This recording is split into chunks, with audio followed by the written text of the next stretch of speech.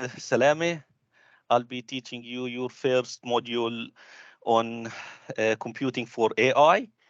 It's very interesting. It will be an introduction to Python, databases, and some challenging yet interesting exercises. I'm currently writing up my PhD dissertation about attribute assurance, which is more into cybersecurity. Uh, so pray for me. So let's share my screen here and yeah, start with the lecture. Can you see my screen? Okay, great. So today we'll be talking about data representation and modeling. It's a fancy title about how to present or how to manage data and information. So we have two kinds of data, structured and semi-structured data. So you've seen semi-structured data such as HTML and unstructured data, text, represented using tables or to be used for visualization and learning. And you've seen how to manipulate your tabular data, projection, selection, look and apply, and how to link tabular data. Now let's dive into more detail on design. How do we encode data? And what are the implications of encoding data? So the first question, what are we trying to capture? So structured data should capture the semantics of the data. And by semantics, it's been an issue that troubled everyone from philosophers to computer scientists. Again, it's a fancy name for an easy, straightforward task. So don't worry about it. So modeling concept and instances. So famous example, you'll find it everywhere on Google. All men are mortal. Socrates is a man. So therefore, Socrates is mortal. So the premise here that we have concepts, which are classes, and we have instances of those concepts. So instances of those classes. Those instances will have properties that they will inherit from the concepts. And these instances also relate to other instances. So data design is about trying to put this into code, just to digitize it. So we model knowledge using notions dating back to ancient Greece, like classes, concepts, set of entities, like people, mammals, and then we have instances of those classes, like Socrates, Aristotle, Plato, uh, mammals, like we can have phenyls, canines, and we have named relationships between classes. Example, people have teachers who are other people also.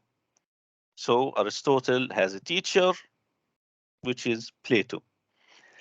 Classes may also have properties. Most likely will have properties, not just may, it's definitely classes will have properties. Example, people have names, they have attributes, properties, they have height, they have date of birth, they are mortal.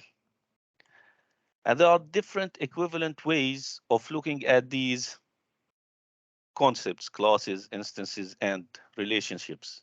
First, using knowledge, logic, which is knowledge representation, which is a key idea in artificial intelligence, or using knowledge graphs, named relationships between classes, subclasses, instances, and properties. and also using entity relationship modeling, which is a special case of knowledge graphs for databases. These can all be used to inform our design of data frames, hierarchical data, etc. So using logic predicates, we can use logical assertions to describe everything, like classes, named, categorized collections of items. So, for example, all people are mortal. So logically, we put it as we have mortal class, and every person is in that class. So every person is mortal. Classes have specializations or subclasses, like men are also people. Men are people. So we have a subclass, which is every person is a man, or every man is a person. And those instances, those classes have instances, like Aristotle is a man. So the instance here is Aristotle of the class man or of the subclass man. So here the instance of a man is Aristotle, or Aristotle is an instance of the subclass man. So we infer predicates from class to subclass or class to instance using these rules. So X is mortal and Y is X. So we infer that Y is also mortal. This is to infer the subclass. Now to infer the instance, X is immortal and X is an instance of Y, then X is immortal. So we infer that X is immortal. Better example here, every person is mortal and a man is a person, then a man is mortal. So this sign, you might see it a lot in logical conditions, means infer. It's like then. Here, every man is mortal and Aristotle is a man, then we infer Aristotle is mortal. So is this clear? Any questions? So basically, y is equals to x. Sorry, can you say again? I'm asking basically y is equal to x. It's just that we need to categorize it. Not equal. It depends. If it can be either a subclass, like if X is a class, Y can be either a subclass of X or an instance of X. A subclass inherits from X, like every man is immortal and a man is a person. So here the subclass is person. Person inherits from mortal. And then a man inherits from person. Now, the instance of a man, any instance of a man will inherit from a person and a mortal. So every man will be a person and a mortal. So it depends what Y is. Is it a subclass or an instance?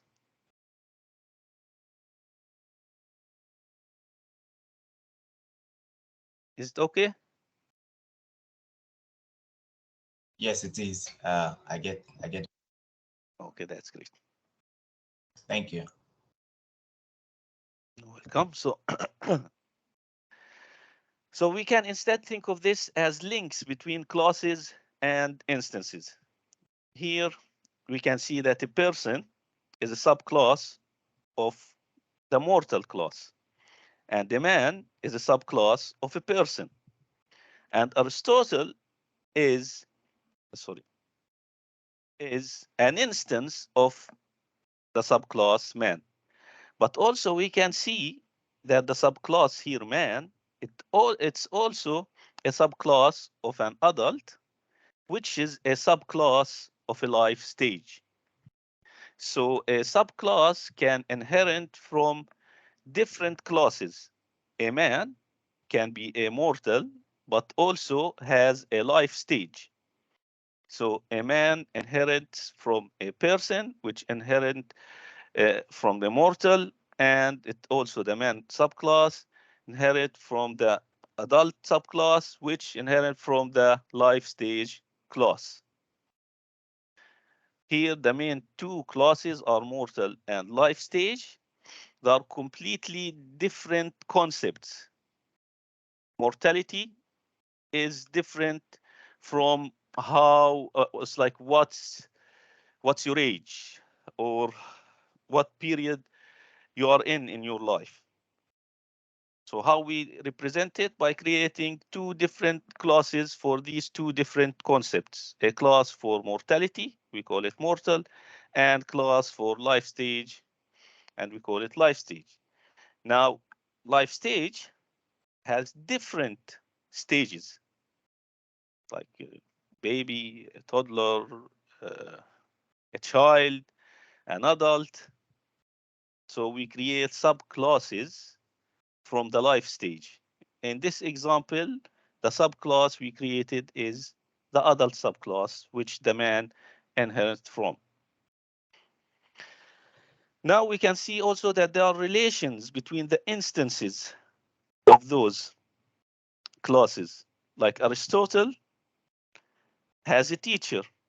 This teacher is also an instance of a person, which is Plato, and Plato also has a teacher, which is Socrates.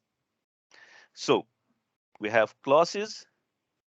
These classes can have subclasses, and those subclasses will have instances, and those instances will have relations. Clear? Continue. Okay, great. So back to logic. Here, to determine if Aristotle is mortal, we just follow the links in the graph. Instance of and the subclass of to see if we can find mortal.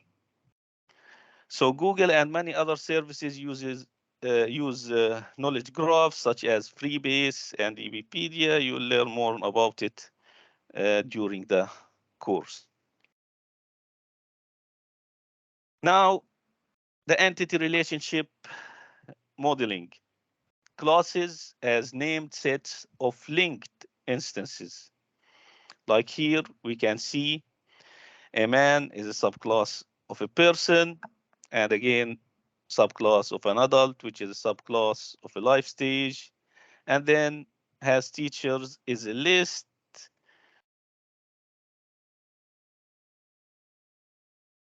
Those are the properties of a class.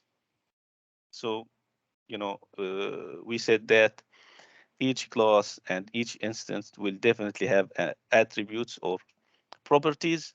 Like for a person, each person will have a birth date, death date, ID, a name, and so on.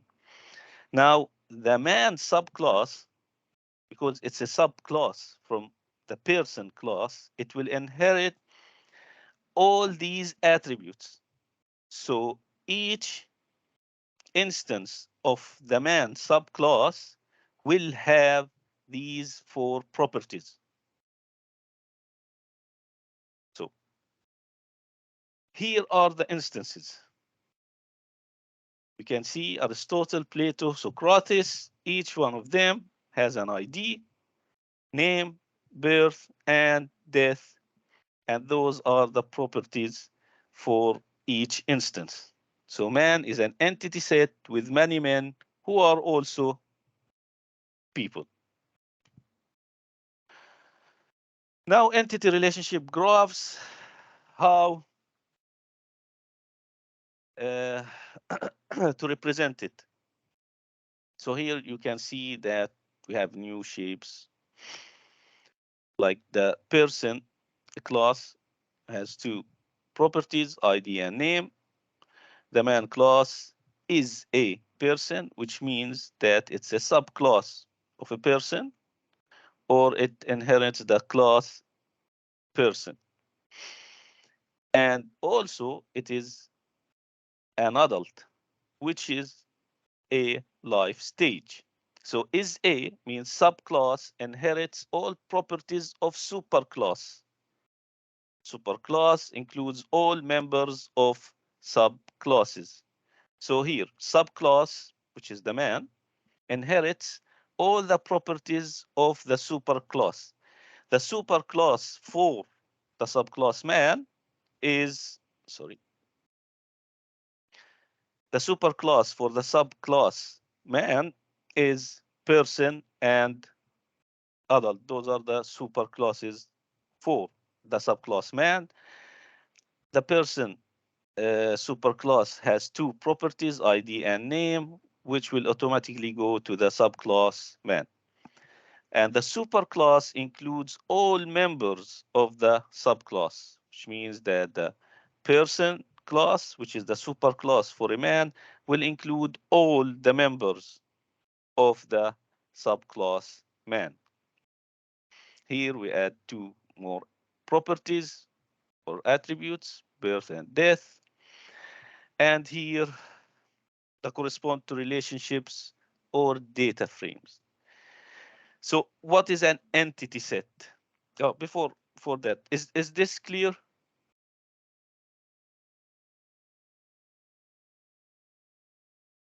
Okay, great.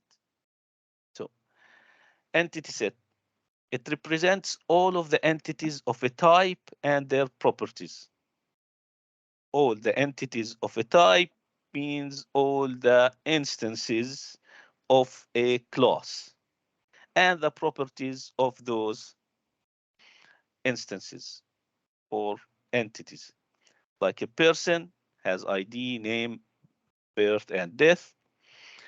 Man inherits the same fields, possibly adds new ones. It's not shown here, but you can go back to the previous slide here.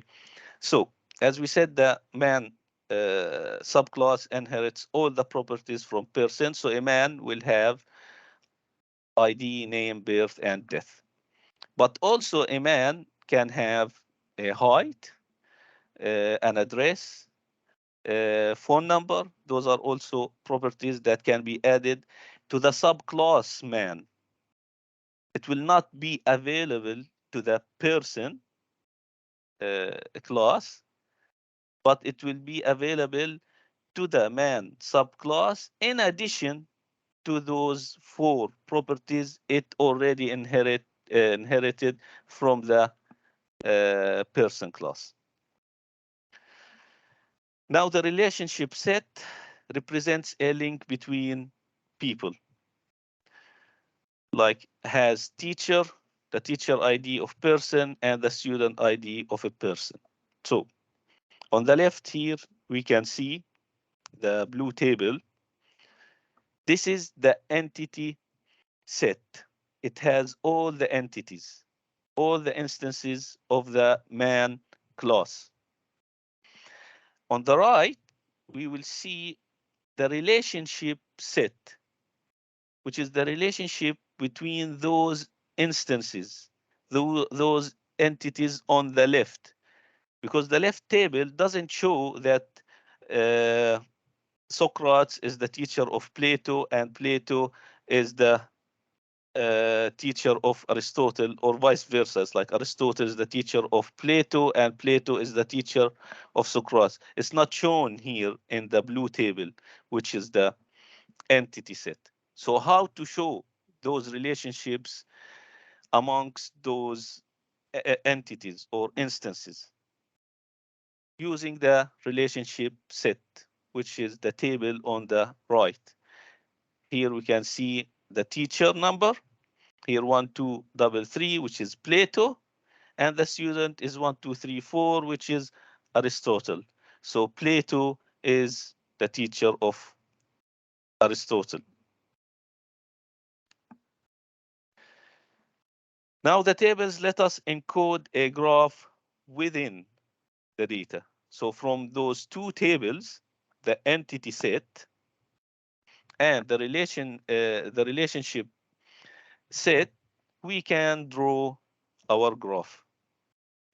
Socrates is a student of Plato, whom is a student of Aristotle, whom is a student of Plato, a teacher of Plato, and Plato is the teacher of Socrates. So you can see that we can reverse draw the graph from those two tables, the entity set and the relationship set, or we can create those two sets from the graph. Is this clear? Sorry, it's just the arrow that is confusing. If the arrow on the right-hand side is saying it's coming down to Plato, and then it's saying, does that mean Aristotle is the teacher of Plato? Is this supposed to go the other way around? I don't know. Yeah. The other way around. It's the other way around. Because if you can see here, if I go back, see the arrows, it goes from the subclass to the superclass. So here, Aristotle is a student of Plato, who's student of Socrates. Socrates is a teacher for Plato, and Plato is the teacher of Aristotle.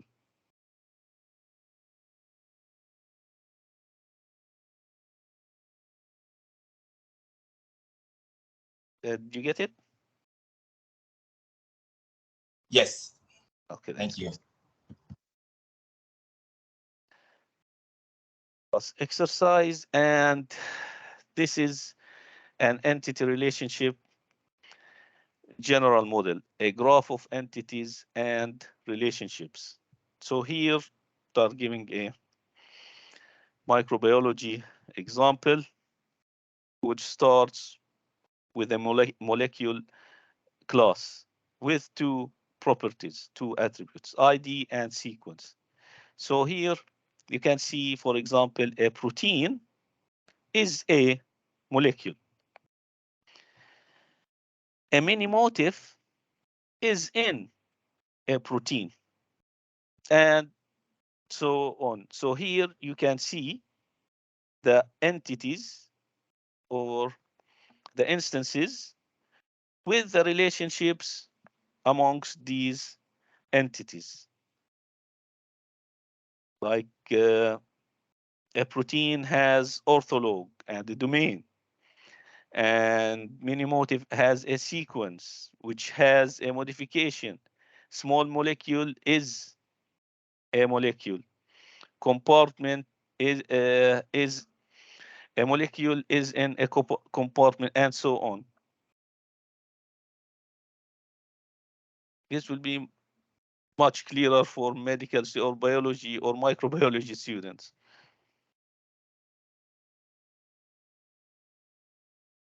So from the basics of entity relationship diagrams to database design.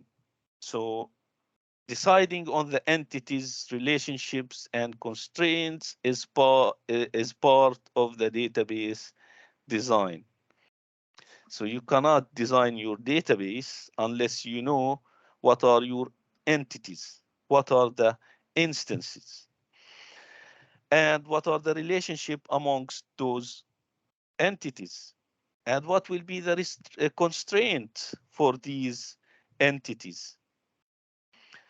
There are ways to do this to minimize the errors in the database and make it easier to keep consistent, like normalization. You will learn about it. So for this class, we'll assume we do simple ER diagrams with properties and that each node becomes a data frame. So considering non-flat data. Relational data can only capture flat relationships. So this is common point of confusion. Now, it's not true that it represents graphs which can be traversed by queries, though it might be more convenient to represent certain data structures. This will be clearer in a bit. So hierarchy versus relationship databases or relations, which is like NoSQL versus SQL. So for you who do not know, SQL is the structured query language. It's a simple language used to query, manipulate, alter data. So does anyone know what NoSQL mean?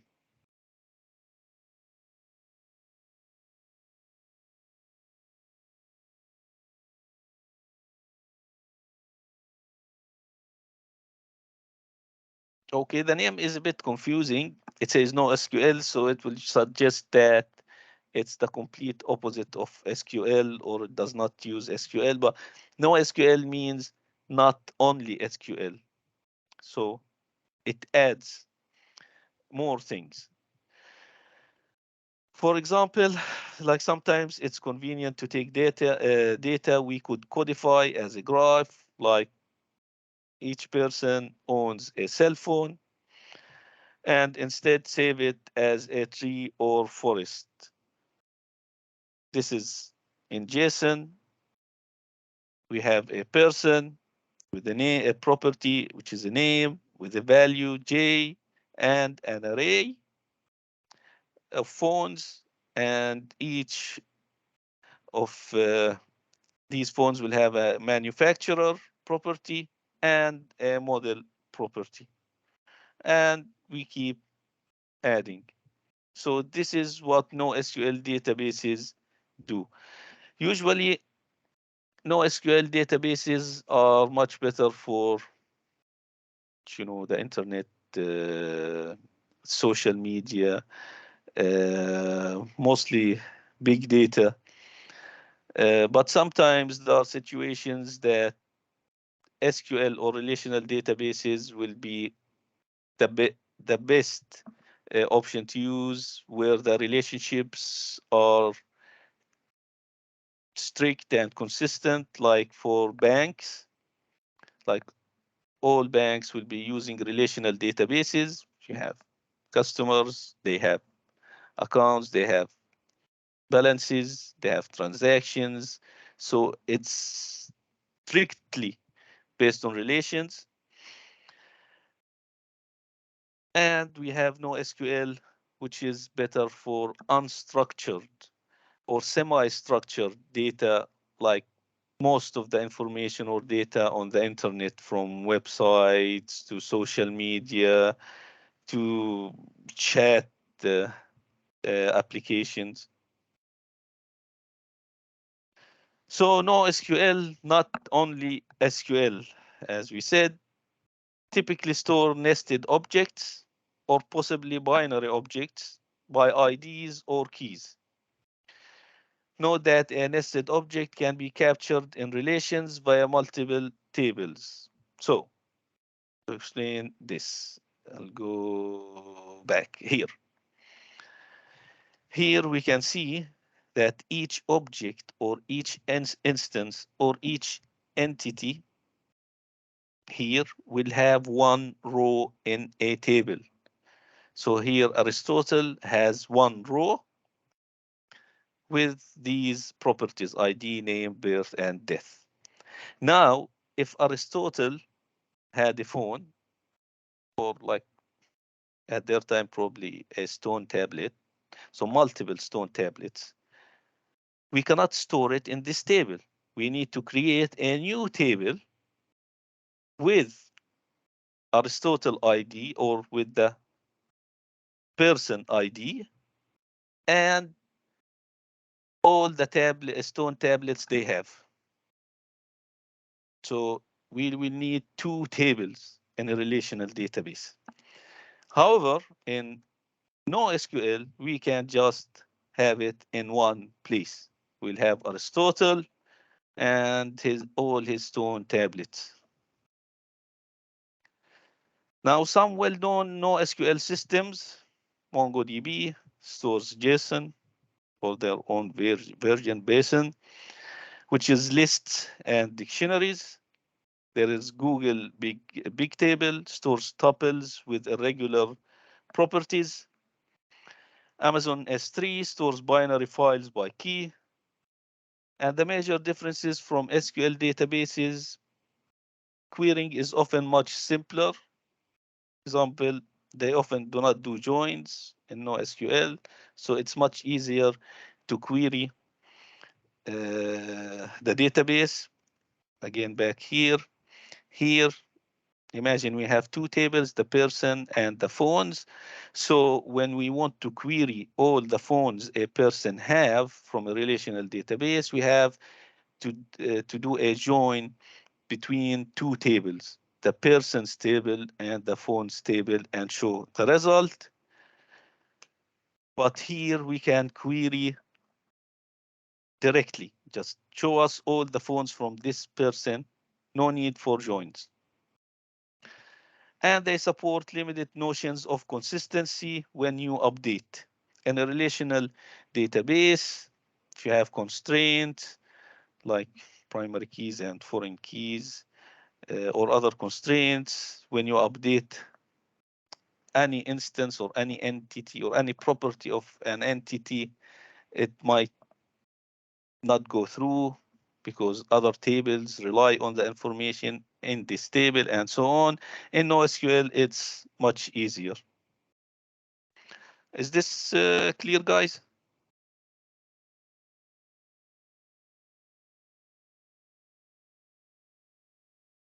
Okay. So to recap, basic concepts. Knowledge is typically represented as concepts or classes.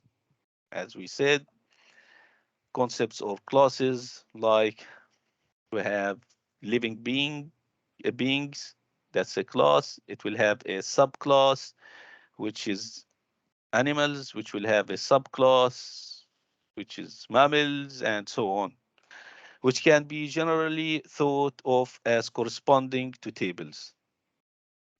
But there is also a notion of subclassing, as we said, inheriting fields, which are the properties, and of instances, which are the rows in the table.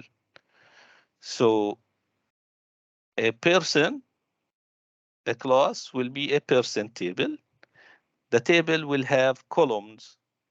Those columns are the properties of this class.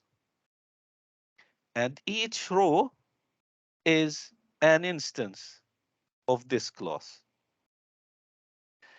Knowledge presentation often describes these relationships as constraints, and we can capture knowledge using graphs with nodes as entity sets, concepts, and edges as the relationship sets, as we showed earlier.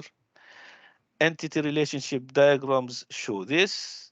Entity sets and relationship sets can both become tables. Graphs and queries can be used to capture any kind of data and relationships, not always conveniently. Again, like in the banking system, they'll never use probably graphs to store their data, maybe to represent some open banking stuff, but definitely not to update or manipulate their data because it's heavily structured, like it's like strongly structured. And NoSQL systems support hierarchy. which pivots the graph into a tree with a root. Is this clear? Are you okay, guys? It's just how entity sets and relationship sets can become tables. That's the only confusion I'm having. Okay. Like here. Here we have, let's go back here first. So the entity set and the relationship set. So here we have this graph. It has entities, and those it has classes, and those classes have relationships. Okay. Okay. So let's pick one class, which is a person. The person class can be a table, which is an entity set. It shows all the entities of a type, like a person here will have an ID, a name, birth, and death. So an entity set, which is a table, is a class. Is this clear? Yes, that's very clear. I think it's the relationship aspect that Okay. I need to just, Okay. yeah. Okay, it's fine. So here in this person table, we have instances, we have entities, Aristotle, Plato, and Socrates, three of them. Okay? Those three entities, they have relationships, no? Oh, it's clear now. Sorry. Yeah, I Oh, just remembered. Yeah, it's it's clear now fine. because they are interrelated. Exactly. Aristotle was taught by Plato. Plato Exactly. was taught by Socrates. So the relationship between them. Okay, great. Exactly. Thank you. We cannot show the relationship in the same table. So we show it in a different table that we call it has a teacher. Okay. Sorry, what do we call it? Has a teacher. You can call it whatever you want, but it's like here in the slide, it's called has teacher, the table. Okay, okay. Because the person table, it's easy to name because it's based on the class person. So whatever table we will create for a person, for person concept, it will be called person, no? If you want to create a table for cars, we will call it car, and it will have model, make, and so on. Now, the relationship, we call it based on the nature of the relationship. So has a teacher. So the nature of this relationship is has a teacher. We create a table and we call it has a teacher with two columns, teacher and student. So this teacher will have this student. Great. Thank you very much. Oh. So yeah. So are you okay, guys? Everything's clear?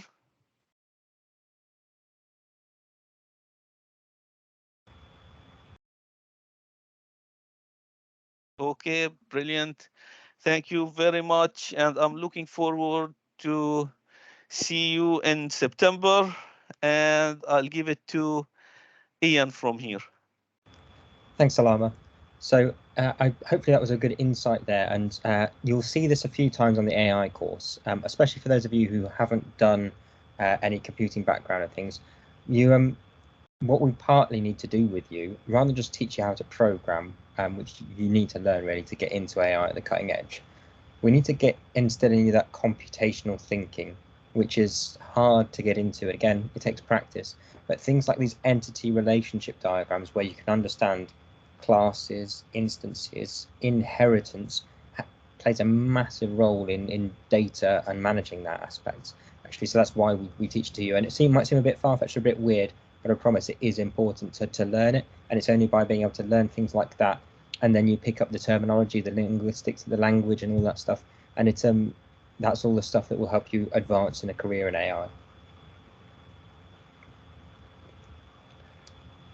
Can we recommend a book for further studies on what was just taught? I'll have to hand that one over to Salameh in terms of a book, but there are plenty of foundational data books. So if you wanted to just post a book in a chat, Salameh, or if you know one off the top of your head, then go for it.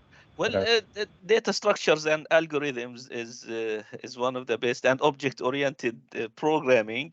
But I'll post in the chat now a couple of links. Brilliant. Thanks, Salameh. Any other questions for what Salameh covered before I move on?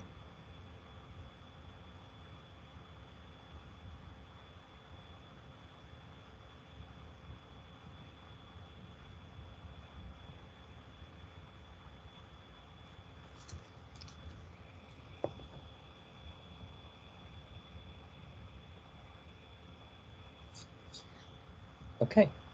Sorry, is it possible to just have a coding diagram of what is just being taught? That's just been taught right now. Depends what you mean by a coding diagram. Maybe on Google Colab. Are we going to have that later? Entities and relationship. There will be, but it's more subsumed rather than formally stated in terms of the activities that we've got planned this week. But if you go through, so in the files, there's a lab notebook that goes along with the slides that Salameh has just been running through. So that'll be lab 2B from the day 2 activities file. So if you go through that, there's some aspects of inheritance in there. And the NoSQL database is covered in there as well.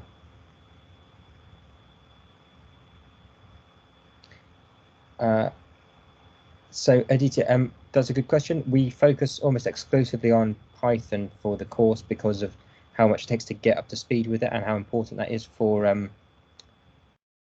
AI and machine learning in general. All the big tech companies are using it, and then they give away a lot of their stuff really in it, or some of their stuff, so that you can just import their models and then run from there.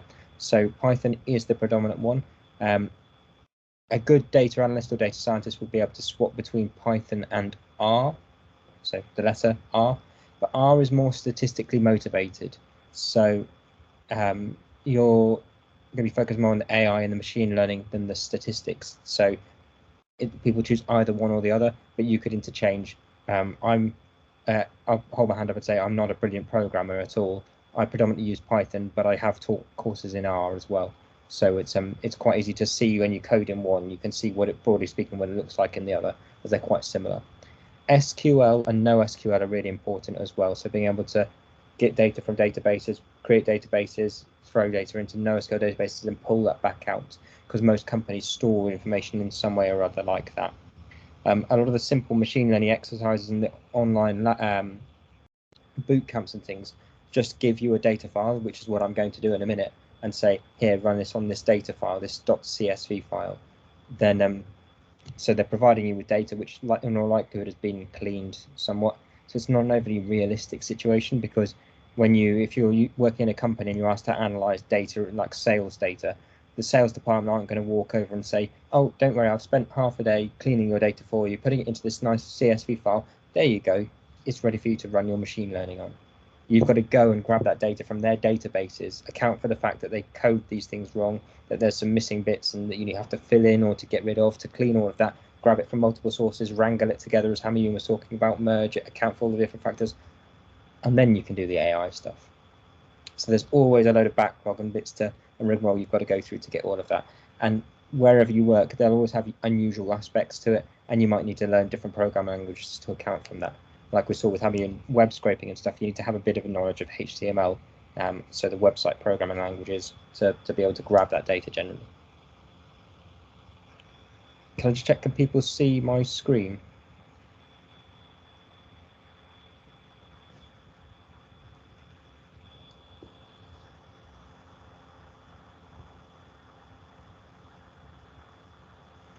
Because what we're going to be going through next is the Google Colab files for Lab 1 that was Aisha's session was sort of leading up towards. And I'm very happy that we could see some of her research yesterday. So we'll just dedicate a bit of time to going through that now. So what I'm going to do is type in Colab into Google. and go to Collaboratory. And I invite you all to go ahead and do this now. As I said, it's not a spectator sport. You can watch me doing it and also do it on the side and do it yourself. There'll be bits here and there where I'm saying, right, you do this, and then tell me when you've done this, and we'll move on. So the first hit when you type in Colab is welcome to Collaboratory. I'm already logged into my Google account. We can see because I've got my eye there. If you haven't, I shared in the slides yesterday about how to set up an account. So if you need to take a minute to do that, please tell me in the chat now so that I pause for a minute before asking you to just carry on.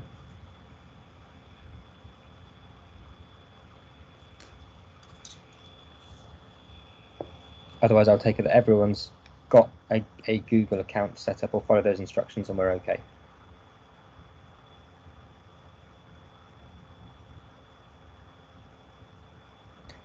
Oh, I can see we've got 2 hands up. So I've got a hand from Fika. I'll just allow you a mic. There you go. So Fika, if you wanted to ask your question.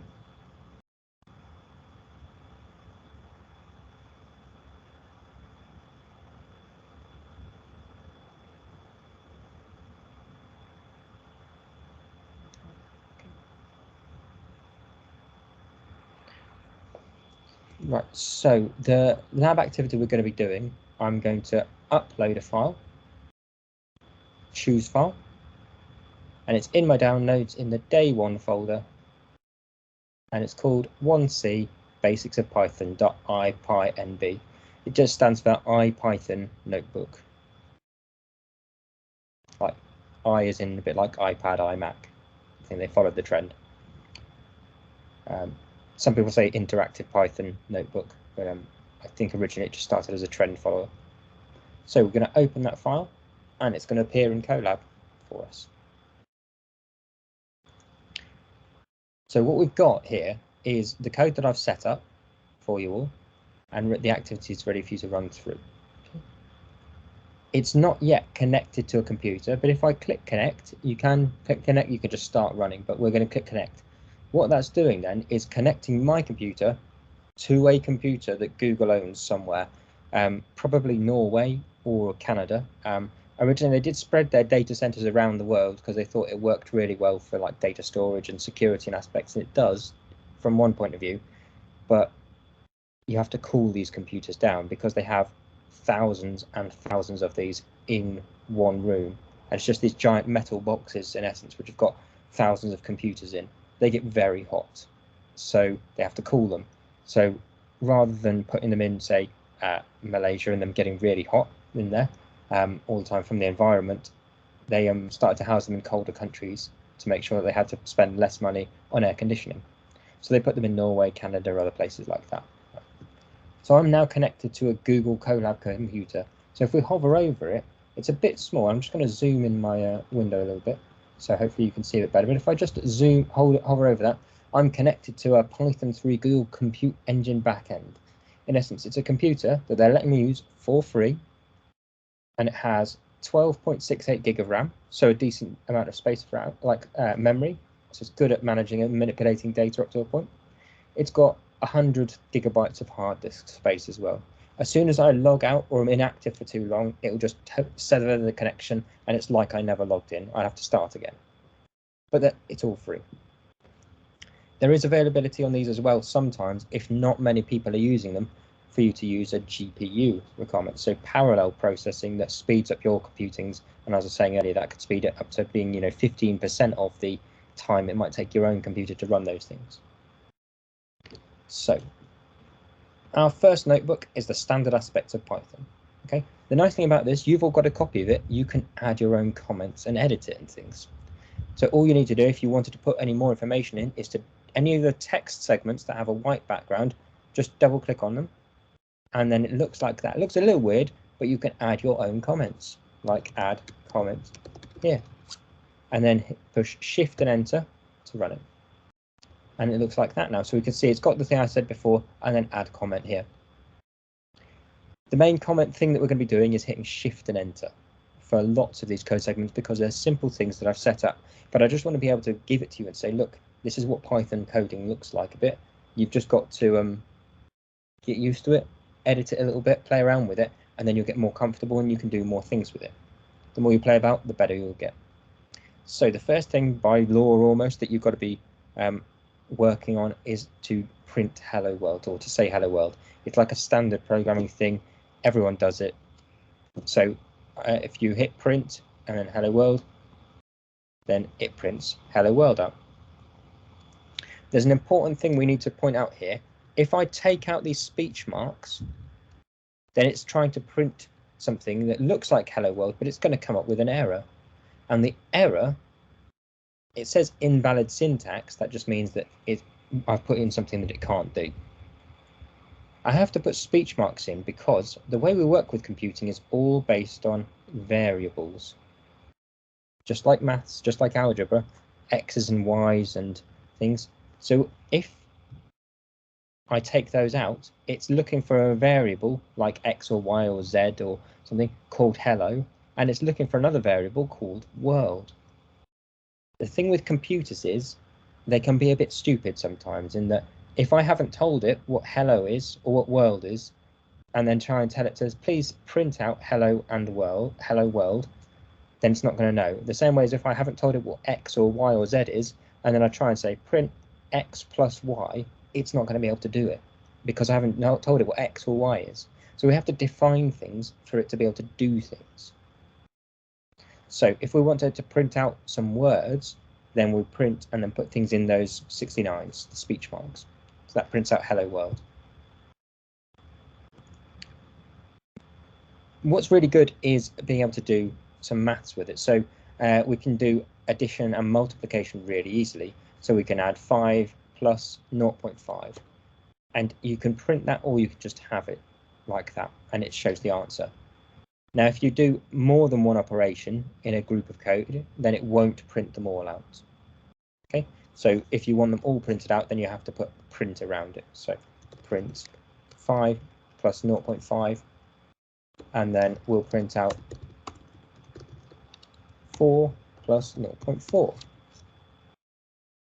And you can do 0.4 or you can just do 0.4. It's up to you. 0.4 looks tidier, but I just want to show you that you can do both. So go ahead on your Colab activities and add in a print statement. So each of these lines of code are called statements. Print, do it 3 plus 0.3, and check that when you hit Shift and Enter, that it prints out the 5 plus 0.5, and that you get the 3.3 out there as well.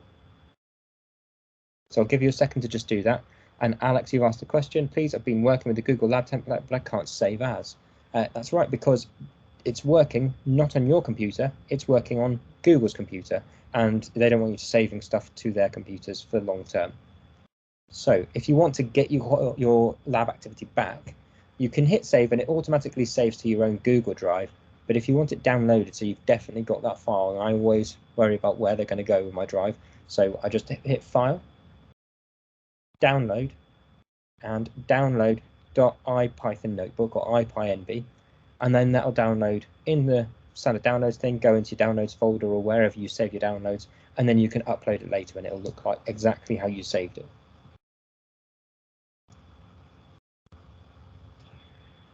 So can I just check if we managed to get printing 3 plus 0.3?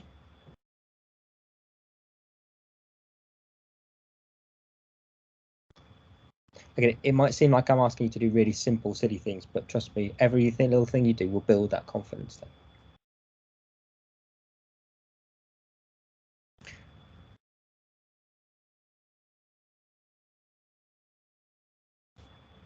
So the next thing we're going to do, we've done addition, we can do multiplication. Now, normally when we write out multiplication, I'm just going to hit enter a few times, but if you wanted to multiply two numbers when you were doing it on paper or in a calculator, it might look like this. The thing is, that's X, that's a letter, and letters are used for variables. So we might want to set a value specifically in computing. So you can't just have X's for times, so it's always star for times in the computer. So if I just do that, 276 times 52, it prints that out. Now, just to show you as an example, if I do 8 times 9 and then run those two, it's only going to print the bottom one out because I haven't told it explicitly print 276 times 52, and then print 8 times 9. It's doing operations, so the computer is running this line of code and then running this one. It does everything in order. So you have to be careful about that. But it's only going to print out the last thing because that's the way it works. So if I wanted to see what this was, I'm going to print it out. And print statements are really useful and all over the place in computing. Part of why I know I'm not a very good programmer is because I underutilize print statements, and I underutilize things called comments, and I'm going to introduce comments in a second. Now, Python is great at working with data. I can't, emphasize this enough. Compared to most other programming languages, it is excellent at data. You can just join things together, read in data, manipulate it so easily. It is just absolutely brilliant compared to lots of other programming languages that I've had experience with. One of the simple ways of doing that is to use what we call a list, and we do that with square brackets. So if we wanted to have a list of items that we could then store or edit or manipulate, then we just create that with square brackets and a comma between each different item in the list. So you could have 1, 2, 3, 4, 5. But it doesn't have to just be numbers. You can edit it and you can have apple, you have pear, you could have operations in there as well.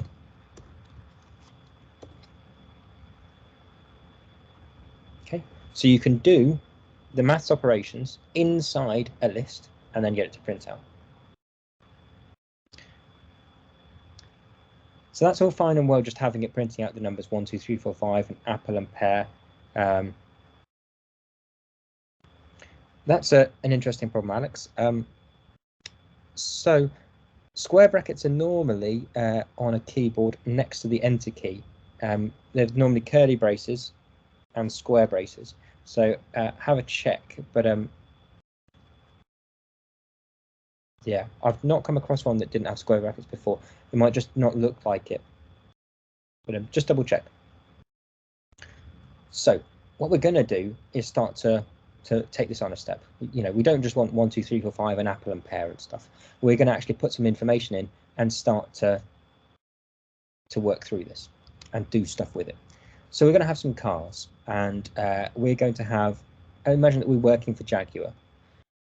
So we're going to have some cars like the Jaguar XE, Jaguar F-Pace, the Jaguar XJ, the Jaguar F-Type, all different cars. And we can do things with our print statements, like saying that the cars are, and then print out the information in X. So that's going to print out cars are, and then print out the list X. And X is just this list of all these different things. Now, you've noticed that there's some green things here. Okay, I've got an x.append, and I've got a print statement. Now, appending just means that you're going to take your list or your bit of information and shove something onto the end because you missed something out or you need to add something later. Jaguar have just announced their new car, the E-Type, but it's in green. It's got a hashtag in front of it, so it's not actually running that line of code. And this is called commenting, and it's imperative for any programming that you do that you add comments to say what it's doing. Comments are different to these things, this text that explains what a section of code is doing. Comments are specific things to say exactly what that one line of code is doing. They don't need to be massive, but they need to explain what's going on. Because if you come back to the program that you've written 6 months ago, or 6 years ago, as I've had to do before, then you're going to need those comments to know exactly what single lines of code are doing. Now, I can uncomment it by just deleting that. So what this is going to do is then append or shove onto the end of my list the E-type. And then I can reprint it, and it's going to print out that the cars are and then X. And now you'll notice it's going to print out 2 lines now. The first one, cars are the XE, F-Pace, XJ, and the F-type. That's going to print this statement. That's this one, and that's just got those in. Then I appended the E-type to the end, and now it's printed again, and I've got the E-type there. So remember, it does everything in order, and append is just adding an extra thing into your list. That's a really simplistic example. I can just see I've got a hand from Fika there. I don't know if you wanted to type in the chat, or if you wanted to unmute yourself and ask a question there.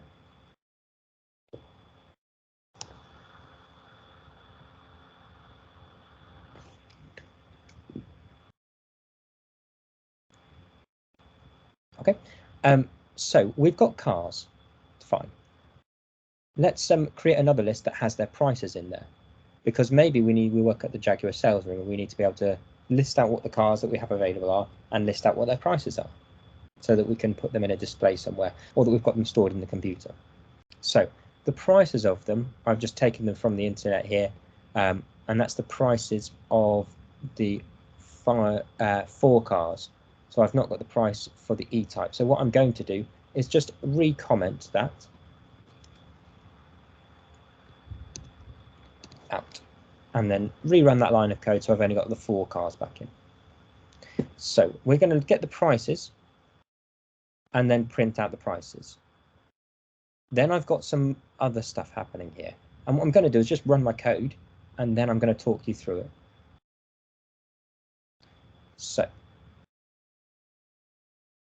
I created a list called prices.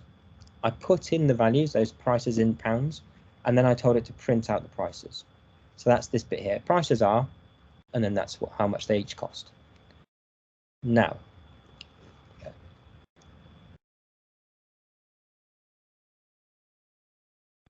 excuse me. So that's the prices with VAT, or value added tax, that we use in the UK. It's about 20% at the moment. But you might need to sell these cars to someone who doesn't pay VAT. So we need to remove that 20% extra value that's added onto the price to take away the VAT, or the value added tax. So we need to have that list of them without VAT. Now I've got the prices with VAT, so I just need to divide them by 1.2, or take away 20%, and that'll tell me the price without VAT.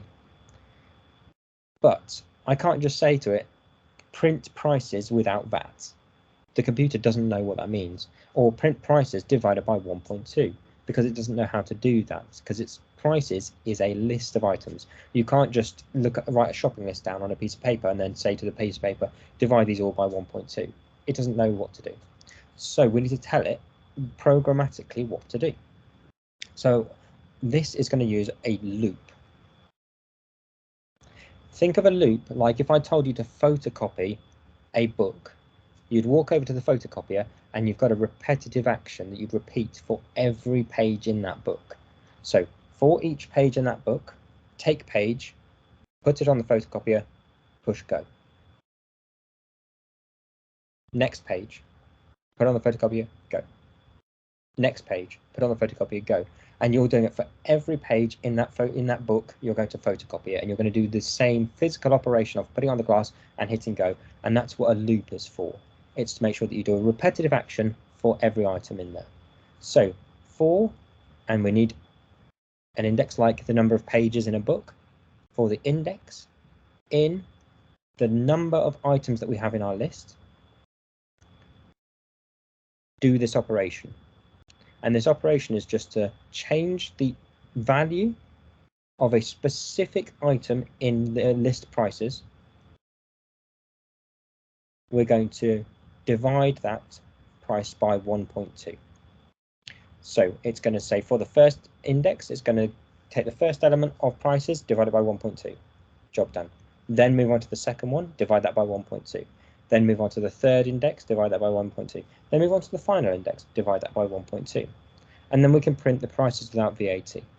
And it looks like that. So we've got a list for car names and a list for prices. That might be useful to have them separately, but often we want them joined together. So we're going to do this next bit, which is a dictionary. And I think you've just put that in, Aditya, that you tried to convert it to a dictionary and you got errors. So you can see that here. We should see it working where it converts it to a dictionary. And what I'm going to do is create a dictionary called cars. And dictionaries are rather like those books that you have on the bookshelf. Perhaps that is a dictionary. A dictionary has a key, which is the word, and a value, which is the description of that word. And dictionaries, the books, are full of them. So you've got the word at apple. You've got description of apple, a round thing that people eat. Car is the key, and the value to go with car in the dictionary book is a thing that you can drive, for instance. Obviously, this is much better written. But what we're going to do is create a dictionary that has the car name and the price for each of those cars. So what I'm doing is creating a dictionary, and in computing we can create empty things and then append or add the things into them. So we've got cars as our dictionary, and then we've got a loop so that for everything, all of our prices or all of the elements in our price list, we're going to say that the car name has the price given from that index. So when we print it out, we see that we've got an XE that costs this much, we've got an F paste that costs this much, an XJ that costs this much, and an F type that costs this much. Okay. Now, do we think that these are the prices with VAT or without VAT?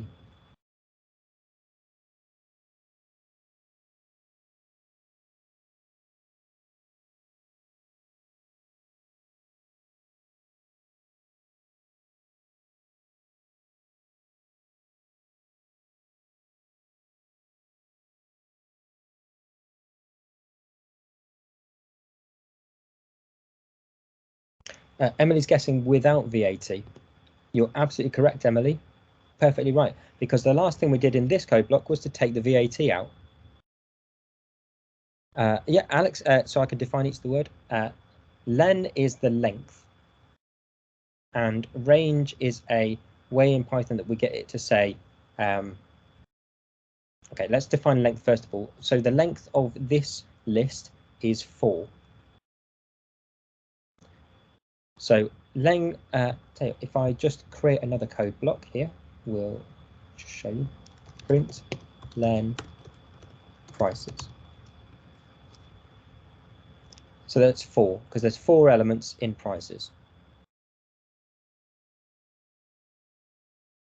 Now, if I print range 4, because we know that the length of prices is 4, if I print the range of 4, then it just prints out this thing called range 0 to 4. What that actually does, for the purpose of our loop, is to create a list that has the numbers 0, 1, 2, 3 in. So it's got those 4 numbers in to make us be able to get each of the index or the element values for the list. So it first of all creates the number 0, the number 1, the number 2, the number 3. If your list prices it has a length of 10, then it'll go all the way up to 10. It's got each of those elements in. And that just allows us to go specifically to that part of the list. So it goes to XE first of all, the first element, then it goes to the second element, the F paste, then it goes to the third element, XJ, then it goes to the fourth element, F type.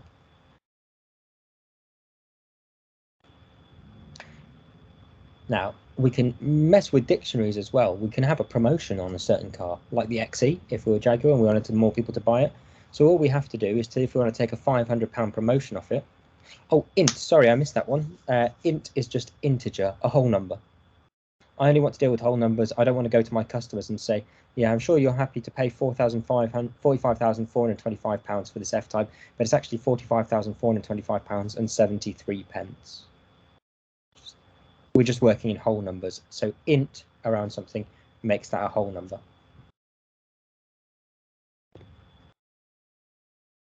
So what we're going to do is take £500 off the price of the XE. So all we do is say we're going to update the value in the dictionary cars, and specifically the value of the XE. And we're going to say it's the current price of the XE minus £500. So if we do that and we print out cars, then we can see the XE is now £28,045 instead of £28,545. And I invite you to do the same. So I'm going to add a comment here. So just put a hashtag in for a comment, and I'm going to say, try reducing the price of the XJ by £3,000.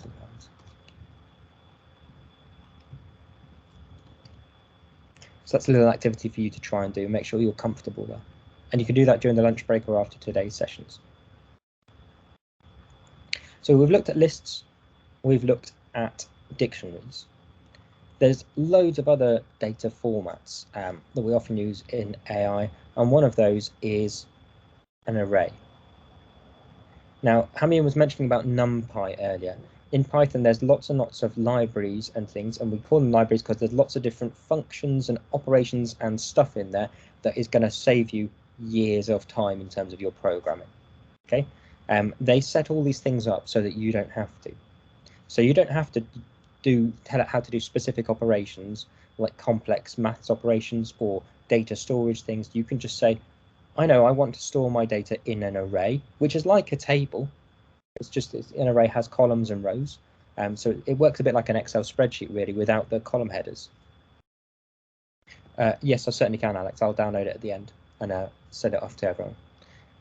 So what I'm going to do is say I want to create an array, but I don't want to tell Python how to do that. I'm just going to import the NumPy library that's going to do that for me.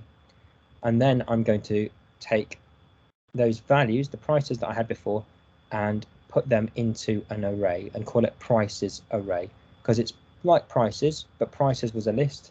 I want it to be an array. And you'll notice that now all the numbers have decimal points.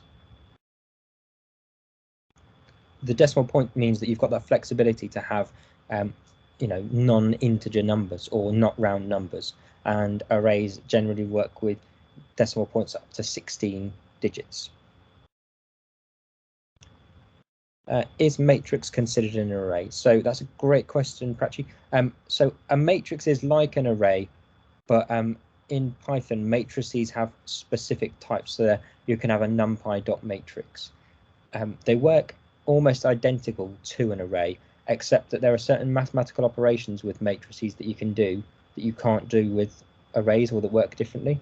So if you had an array with these elements, you could multiply it by another array, for instance, and it would operate element-wise. So if you're familiar with, I'm guessing, given that you've asked about matrix, that you're familiar with computing up to some extent. But matrix multiplication works differently to array multiplication.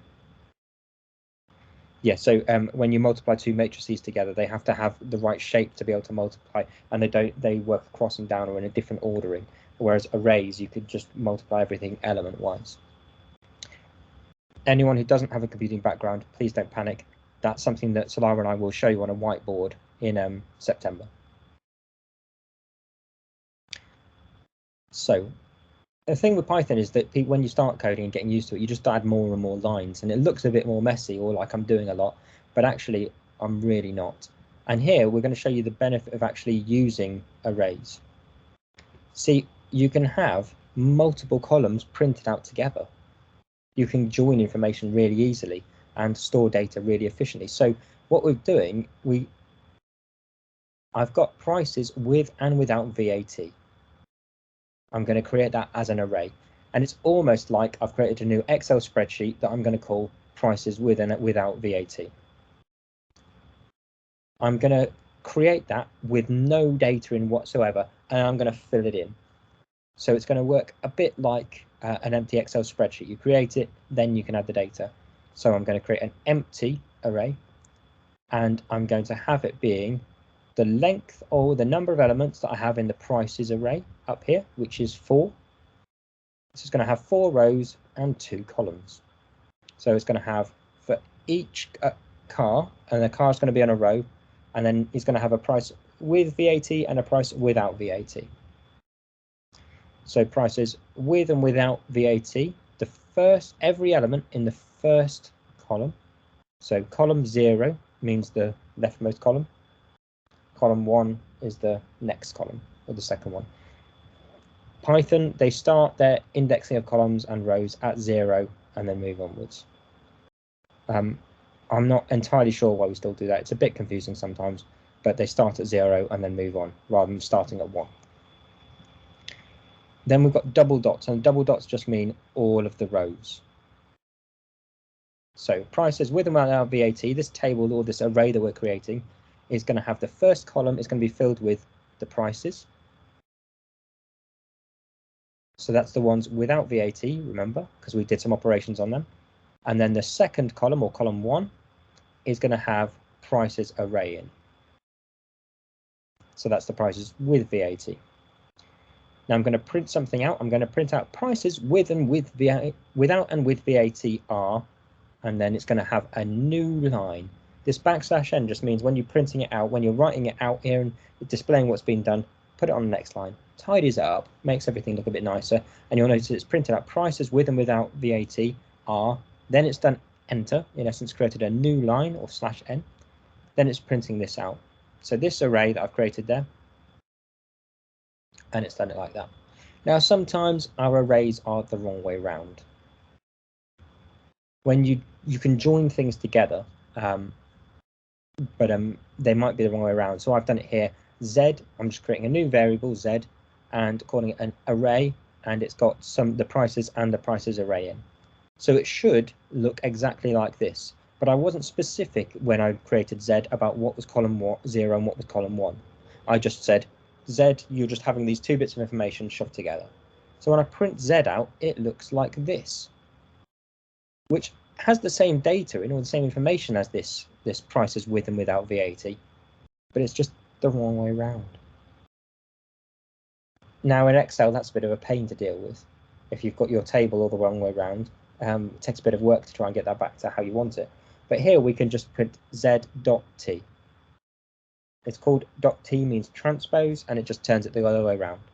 And then we'll notice that this looks exactly like this.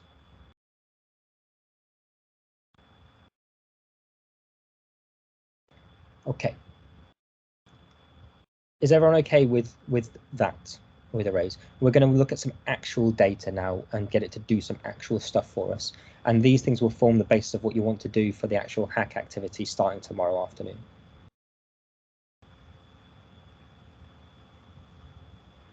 So I'm going to work with some data. So I need some data actually shoving up there. So because it's not working on my computer, it's working on Google's computer, I need to give Google's computer the data I want to work with. So I push this folder, hit the up arrow.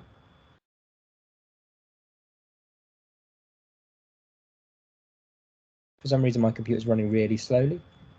So Hubble data is the file that we're going to work with. So this is data from the Hubble telescope.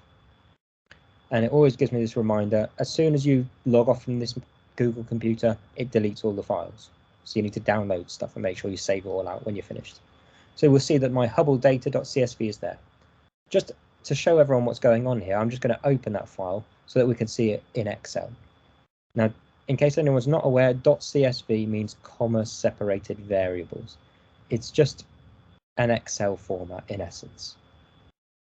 It can be opened by lots of different programs, much easier than Excel files can, but here's what it looks like. So our Hubble data, we've got distances and recession velocities, so whether they're moving, what speed they're moving towards us. If it's a positive value, it's towards us. If it's a negative value, it's away from us. So these are little comets and things, and how many light years away they are.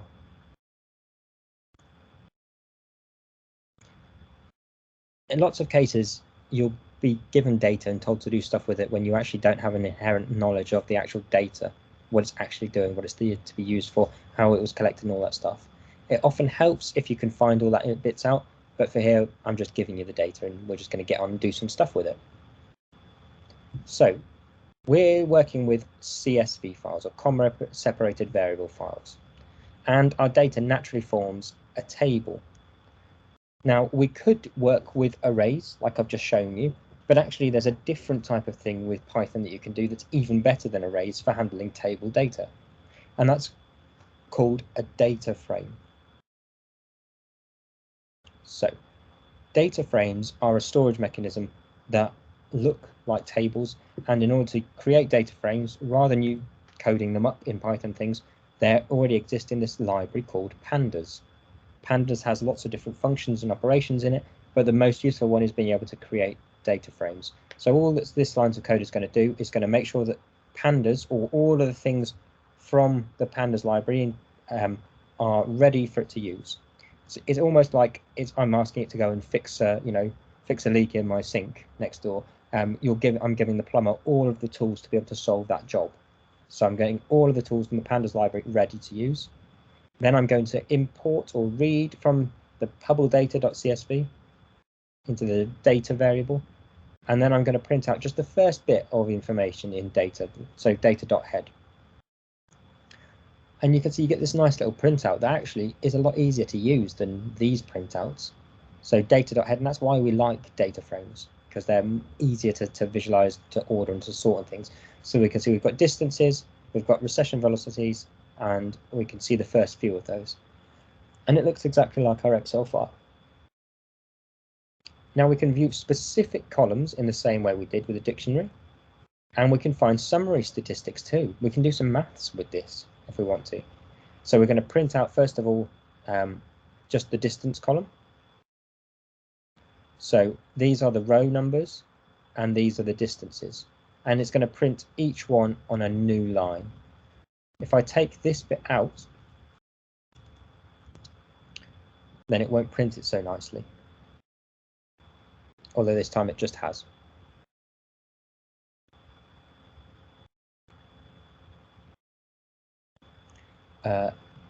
Okay, Alex, so you say you can't see my screen currently?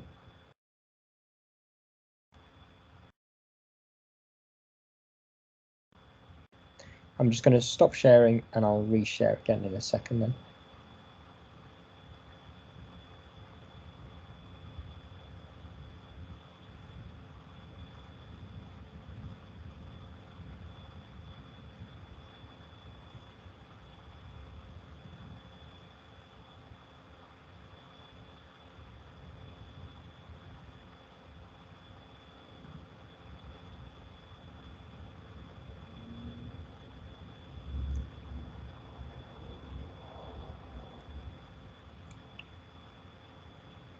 Okay, can we see it now?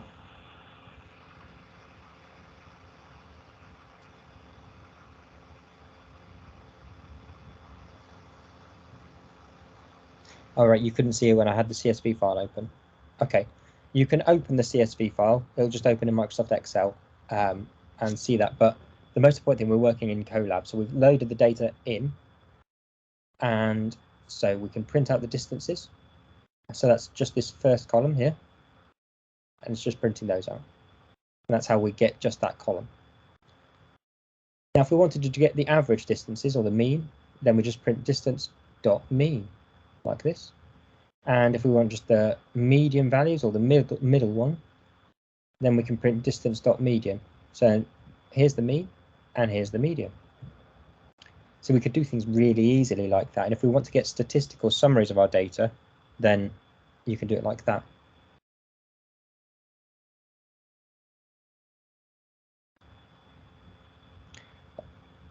So you can't see what I'm doing, Fika, in terms of on the Colab.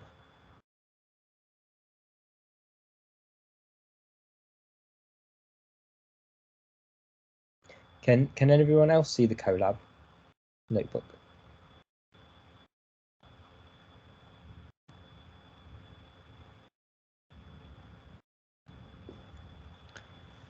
Okay. I'm not entirely sure why it's stuck, in all honesty. I wonder whether it might have. Yeah, so I think. Hello? Hello? Yeah, so I think when you're making some descriptions, I think you're trying to describe from another screen, from CSV file, Excel sheet. So we're not sure if you wanted to show us that or not.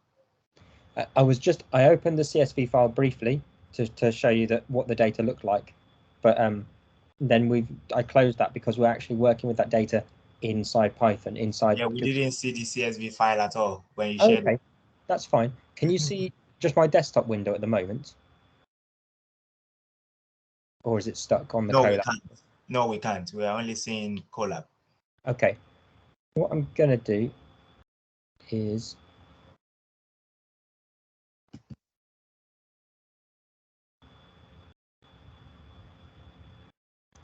if I just get that Hubble data and I'll just throw it into the chat for everyone.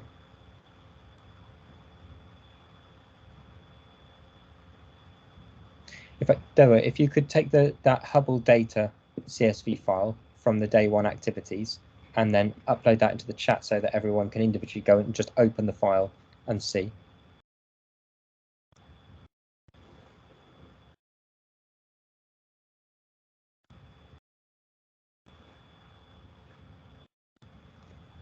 Okay, so that'll appear in a minute. I'll go back to the Python window in a second. But the Hubble data, all it is just yes, Mary Doe, if you could do that again, if you could just share the link, please, for everyone. So I'll go back to the Colab whilst it's working. So if you could just let me know, can you see the Colab file again?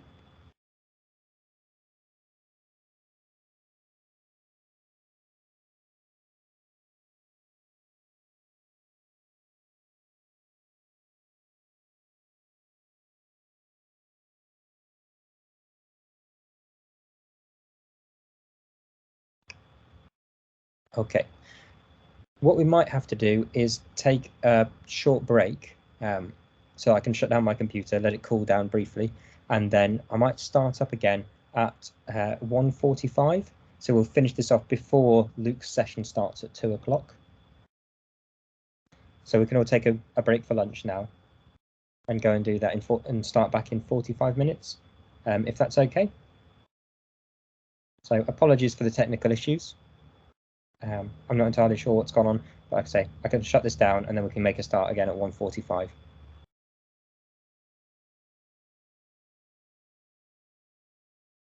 Okay, and for those of you who want to, get some experience with this, have a go through those activities that I'd said earlier. So changing around the addition, the multiplications, changing around the car names if you want to, change around the prices, see what happens when you do each of those things. You won't be the only one, Deborah, don't worry. And after we finish this week, there's a free online course that we're going to be sharing with everyone for an introduction of Python for data science that is examples a bit like this that I've done so far, just nice and basic, that you can run through, that you can edit, you can mess with and get more comfortable with working in Python. Okay, so we'll take a break now. I'll try and sort out the tech issues and we'll be back at 1:45.